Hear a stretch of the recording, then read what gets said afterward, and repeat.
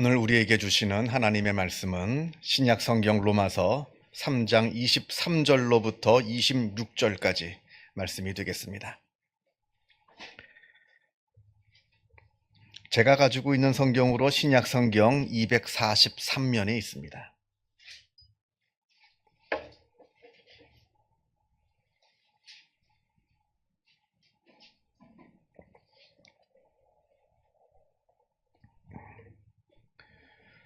로마서 3장 23절에서부터 26절까지 말씀을 봉독합니다.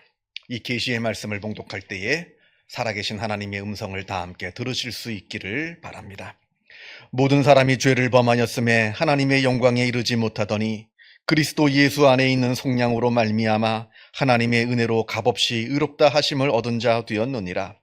이 예수를 하나님이 그의 피로써 믿음으로 말미암는 화목제물로 세우셨으니 이는 하나님께서 길이 참으시는 중에 전에 지은 죄를 간구하심으로 자기의 의로우심을 나타내려 하심이니 곧 이때에 자기의 의로우심을 나타내사 자기도 의로우시며 또한 예수 믿는 자를 의롭다 하려 하심이라. 아멘. 19세기 프랑스의 극작가인 프로스페르 메리메가 쓴 마테오 팔코네라고 하는 단편 소설이 있습니다. 마리오 팔코네라고 하는 아주 뛰어난 사냥꾼이 있었습니다. 그는 사냥을 했다 하면 백발백중. 결코 사냥감을 놓치는 적이 없는 아주 훌륭한 사냥꾼이었습니다. 그러는 동시에 그는 사람들 간의 의리를 아주 중요시 여기고 또 주변 사람들에게 늘 친절을 베풀며 살아가는 사람이었습니다. 그래서 마테오 팔코네는 늘 주변 사람들로부터 사랑을 받고 존경받는 그런 인물이었습니다.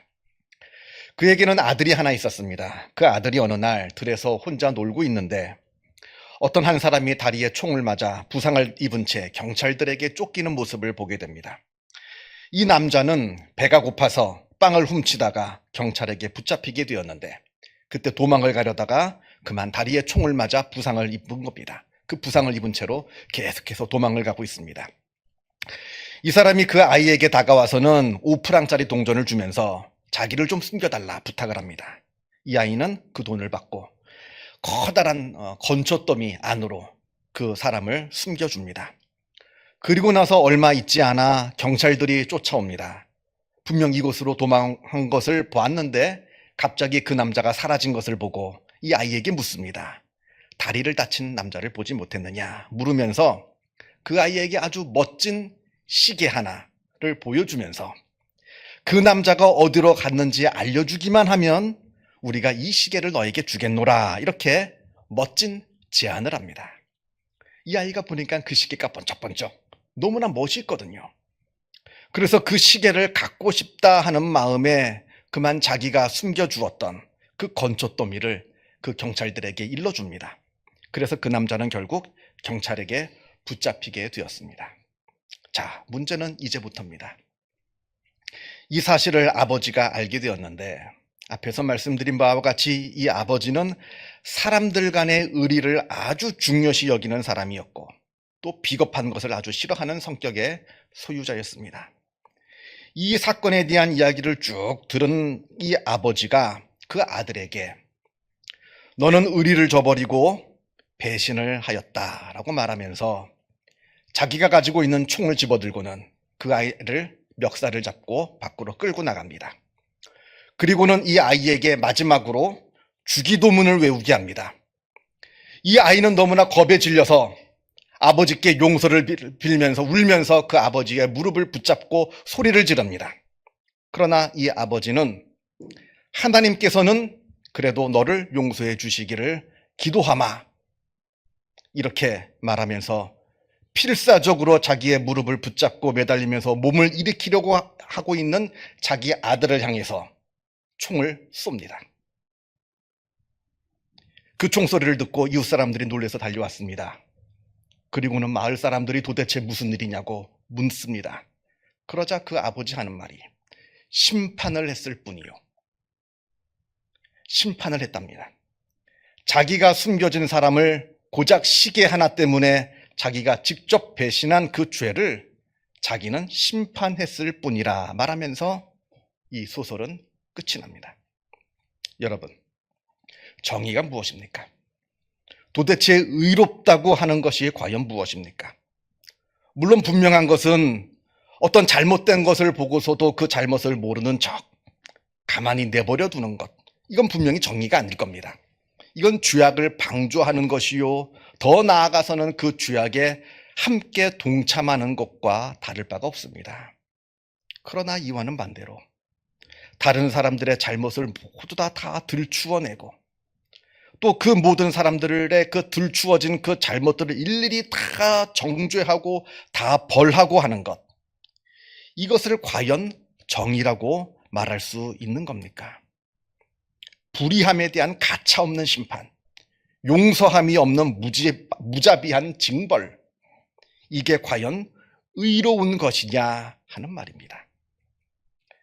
잘못을 벌하지 말자는 이야기가 아닙니다. 물론 죄를 지었으면 그에 합당한 벌을 받아야죠. 그러나 이건 낮은 단계의 정의일 뿐입니다. 왜냐하면 징벌은 사람을 바꾸어 놓지 못하거든요. 징벌로 사람이 바뀌진 않습니다. 그렇다면 더 높은 차원의 더 높은 단계의 정의란 무엇입니까? 그 온전한 정의란 무엇을 말하는 것입니까? 우리가 깊이 생각을 해보아야 합니다.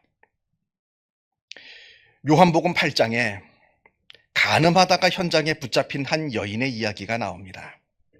성경을 보면, 요한복음 8장을 보면 분명히 그 여인이 현장에서 붙잡혔다고 되어 있습니다. 그런데 그 상대방의 남자는 없어요. 간음이라는 게 혼자 할 수는 없는 거 아닙니까? 상대방의 남자는 어디로 도망을 갔는지 없고, 이 여인만 마치 짐승이 끌려 나오듯이 비참하게 끌려 나옵니다. 그리고 율법에는 간음죄는 반드시 돌로 쳐 죽이라고 되어 있습니다. 돌로 쳐서 사람을 죽이는 것, 이것을 석형이라고 합니다. 돌석자를 써서 석형이라고 합니다. 이건 아주 무섭고 야만적인 형벌입니다. 제가 예전에 유학생활을 하던 때에 어느 시사 잡지에서 이 석형에 대한 기사를 읽은 기억이 있는데요. 지금 현재도 일부 모슬렘 지역에서 이 석형이 아직도 존재한다고 합니다. 제가 본 기사를 보면 구체적으로 어느 나라고는 언급하진 않았어요. 그냥 북아프리카에 있는 어느 나라, 어느 마을, 이렇게만 되어 있습니다. 그곳에서 간음하다 붙잡힌 한 남성을 돌로 쳐 죽이는 장면을 서방의 기자가 멀리서 몰래 고성능 망원 렌즈로 연속 촬영을 해가지고 그 사진을 쭉 게재해놓고 간략간략하게 그 사진마다 코멘트를 단, 언급을 한 그런 내용의 기사입니다. 사람들이 모여있는 곳으로 몇몇 사람들이 한 남자를 거칠게 끌고 옵니다. 그러고는 도망가지 못하도록 그 남자의 하반신을 땅에 묻어놓고는 상반신만 땅에 있게, 그렇게 땅에 묻어놓습니다. 이 남자의 얼굴은 완전히 공포로 질려 있습니다. 그와는 반대로 그를 둘러싸고 있는 사람들의 얼굴은 살기로 격양되어 있고 흥분되어 있습니다. 그리고 그들 손에는 사람 어른 주먹보다 훨씬 큰, 거의 사람 머리통만한 아주 거친 그 돌이 다 들려 있습니다. 그리고는 그 남자를 둘러싸더니 그 남자를 향해서 사정없이 그 돌을 내려 찍습니다. 그 다음 장면은 제가 말하지 않겠습니다. 이게 돌로 사람을 치는 석형입니다. 조그만 자갈을 사람한테 막 던져가지고 이 자갈이 이렇게 무덤에 쌓여서 이렇게 죽는 그런 낭만적인 죽음이 아닙니다. 얼마나 잔인하고 얼마나 끔찍하고 야만적인 죽음인지 모릅니다. 이게 바로 성경에 나오는 그 석형을 말합니다. 요한복음 8장에 간음하다 현장에서 붙잡힌 이 여자가 이 석형을 당하기 위해서 사람들에게 짐승처럼 끌려 나옵니다. 이 여인의 얼굴은 보나마나 완전히 공포로 질려 있었을 겁니다. 그와는 반대로 이 여인을 끌고 나온 사람들은 저마다 손에 커다란 돌을 들고서는 마치 자기들이 이 세상의 대단한 심판자인 것처럼 의기양양하고 살기가 가득한 모습으로 이 여자를 돌로 치라 마구 소리 지르면서 그 여자를 끌고 나왔을 겁니다. 이때 저들이 예수님을 시험하고자 예수님께 묻습니다. 선생님이여, 이 여자가 간음하다가 현장에서 붙잡혔나이다. 모세는 율법에 이러한 여자를 돌로 치라 명하였거니와 선생님은 어떻게 말하겠나이까? 예수님을 시험하는 질문을 합니다. 이때 예수님께서 조용히 말씀하십니다. 너희 중에 죄 없는 자가 먼저 돌로 치라. 지금 예수님께서 무엇을 말씀하고 계시는 겁니까? 지금 너희들은 마치 이 세상의 심판자나 된 것처럼 저 죄인을 죽여야 한다고 소리치르고 있지만 사실은 너희도 다 똑같은 죄인이라는 겁니다. 지금 공포로, 죽음의 공포로, 또 수치심으로 지금 꿇어앉아 덜덜덜덜 떨고 있는 저 여자의 모습이 바로 너희들의 모습이라는 겁니다. 너희는 죄를 심판하는 심판관이 아니라 저 여인과 똑같이 이 자리에 꿇어앉아 있어야 하는 죄인일 뿐이라 하는 것을 예수님께서 말씀하십니다. 그래도 다행인 것은 예수님의 말씀을 듣고는 모두 다 양심의 가책을 느껴 하나 둘씩 모두 돌을 내려놓고 그 자리를 떠나고 맙니다. 여러분, 이때 여러분이 계셨더라면, 여러분이 그 현장에 있었더라면 여러분은 어떻게 하셨겠습니까? 여러분도 양심의 가책을 느끼고 그 자리를 떠나셨겠습니까? 아니면 결국 여인을 향해 여러분이 갖고 있는 돌을 사정없이 내리치셨겠습니까? 성도 여러분, 우리 기독교 신앙은 내가 죄인이라는 것을 인정하는 데서 시작됩니다. 이걸 인정하지 못하면 백날 교회 다녀봐야 아무 소용없습니다. 믿음이 생기질 않습니다.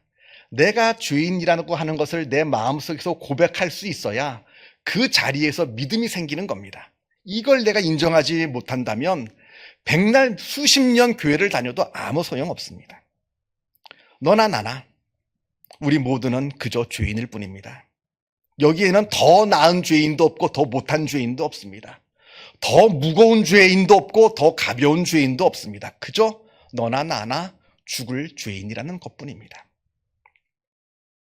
그렇다면 어차피 다 죄인인 걸 마음껏 죄를 지어도 된다, 이 말을 말하는 건 아닙니다. 어차피 다 죄인이니까 뭐 죄 지은 사람을 벌하지 말자, 이걸 말하는 것도 아닙니다. 다만 나 또한 예외 없는 죄인임을 인정하자는 겁니다. 오늘 본문을 보겠습니다. 23절에 모든 사람이 죄를 범하였다, 이렇게 말씀합니다. 그래서 우리 모두는 예외 없이 모두 다 하나님의 영광에 이르지 못하였다 합니다. 그저 남들만, 저 못된 짓 한 사람만 죄인이 아닙니다. 나 또한 죄인임을 말씀하고 계시는 겁니다.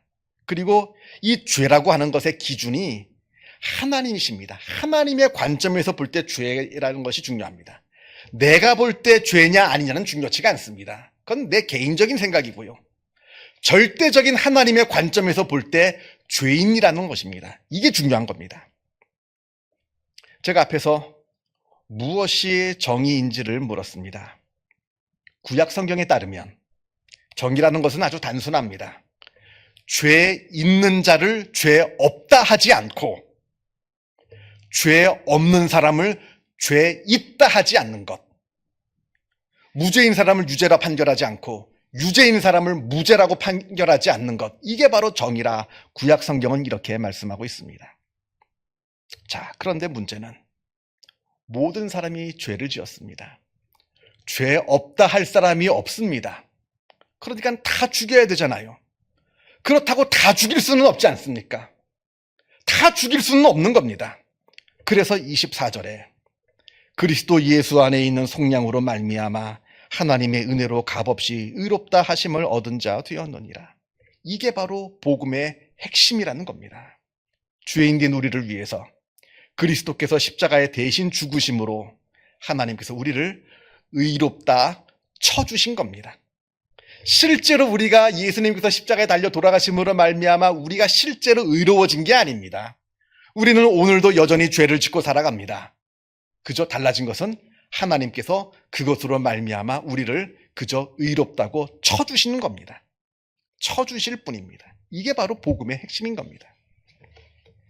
25절 이 예수를 하나님이 그의 피로써 믿음으로 말미암는 화목제물로 세우셨으니 이는 하나님께서 길이 참으시는 중에 전에 지은 죄를 간구하심으로 자기의 의로우심을 나타내려 하심이니, 예수님의 그 대속의 죽음을 우리가 믿고 받아들이면 하나님께서 우리의 모든 죄악들을 다 간과해 주신다 합니다. 모르는 척 해주시는 거예요. 넘어가 주시는 거예요. 다 용서해 주신다는 뜻입니다. 그러면서 여기에 아주 재밌는 표현이 하나 나오는데요. 이로써 자기의 의로우심을 나타내려 하심이니, 이렇게 말씀합니다. 그러니까 하나님의 의라는 것이 무엇인가? 하나님의 의는 바로 용서하시는 의라는 겁니다. 죄 있는 자를 벌하시는 의가 아니라 죄가 있음에도 불구하고 그 죄값을 자기 아들에게 짊어지게 하시고 우리 모두를 용서해 주시는, 그것이 바로 하나님의 의라는 겁니다. 용서하시는 의. 죄 지은 자를 죄 없다 하지 않은, 죄 지었음에도 불구하고 죄 없다 하는 것이 아니라, 그게 그런 죄가 아니라, 그런 의가 아니라 우리 모든 죄 지은 사람들을, 그 죄를 아들에게 대신 지우시고 우리를 용서하시는, 그 용서하시는 의가 하나님의 의라는 겁니다. 이 용서하시는 하나님의 의, 이게 의롭다라고 하는 것을 깨닫지 못하면 이 복음이 이해가 되지 않습니다.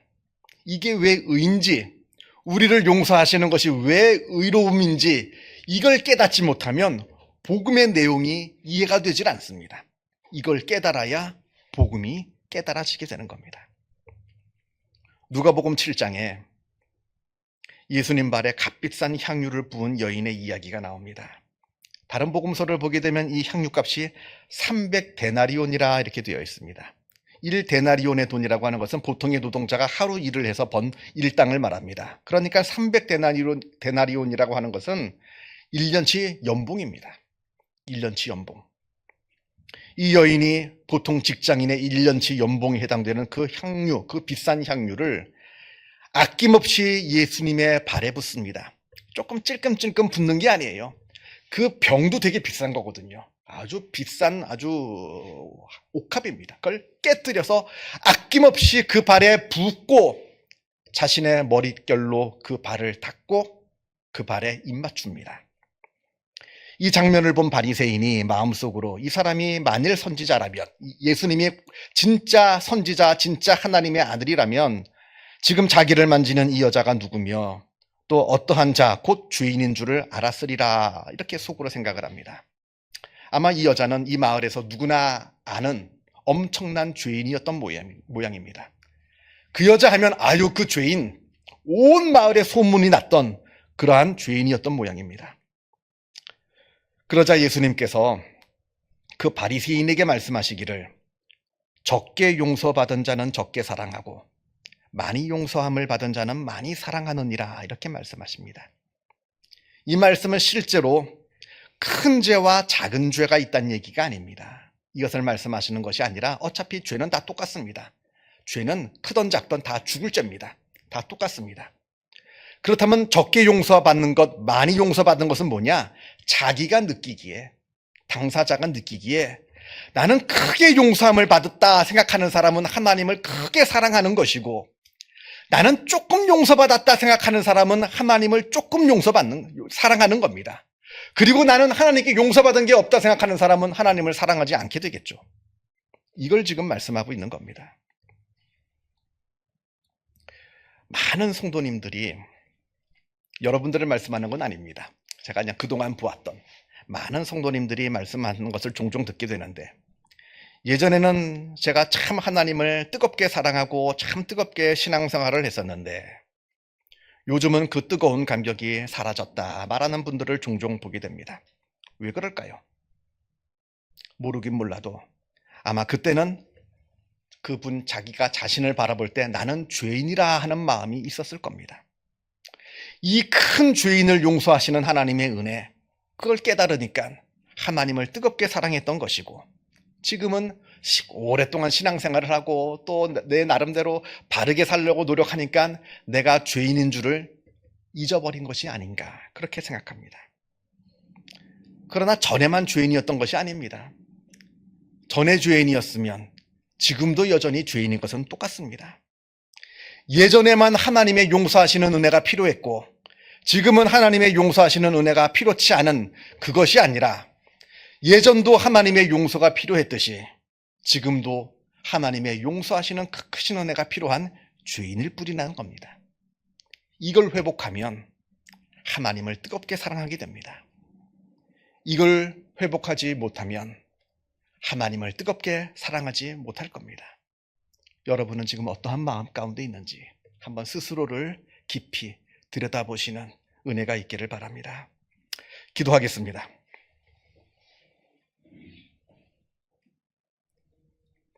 사랑과 은혜가 충만하신 하나님 아버지, 주인된 우리를 무슨 이유에서인지 먼저 사랑하여 주시고 먼저 우리에게 구원의 은혜를 베풀어 주셔서 우리를 하나님의 자녀 삼아 주셔서 그 은혜에 감사를 드립니다. 내가 본래 어떠한 자인지 깊이 들여다보게 하여 주옵소서. 내 지금 마음속 깊은 곳에 무엇이 자리 잡고 있는지, 내 마음속 내 말과 행동 가운데 들어있는 그 무서운 죄악들을 우리가 들여다보게 하여 주시어서 우리가 하나님 앞에 나는 죄인입니다, 나를 용서하여 주옵소서 고백할 수 있는 참된 믿음의 사람들 되게 하여 주옵시고, 그로 말미암아 하나님께서 우리를 용서하여 주시는 그 놀라우신 그 용서의 은혜를 깨달아 알아 더 뜨거운 마음으로 하나님을 사랑하고 하나님께 충성할 수 있는 주님의 귀한 백성들 되어지게 하여 주옵소서. 죄악이 만연한 세상 가운데 살아갑니다. 그러나 세상을 바라보며 죄인들을 정죄하지 않게 하여 주시고 그들을 위해서 안타까운 마음으로 뜨거운 기도를 올릴 수 있는 참된 믿음의 사람들 되게 하여 주시며, 세상에 만연한 그 죄악들을 바라보며 내 안에 있는 죄악들을 같은 눈으로 바라볼 수 있는 겸손한 사람들이 다 되어질 수 있도록 은혜 베풀어 주옵소서. 모든 것 하나님께 의탁드리오며 이 모든 말씀 우리 주 예수 그리스도 이름으로 기도하옵나이다. 아멘.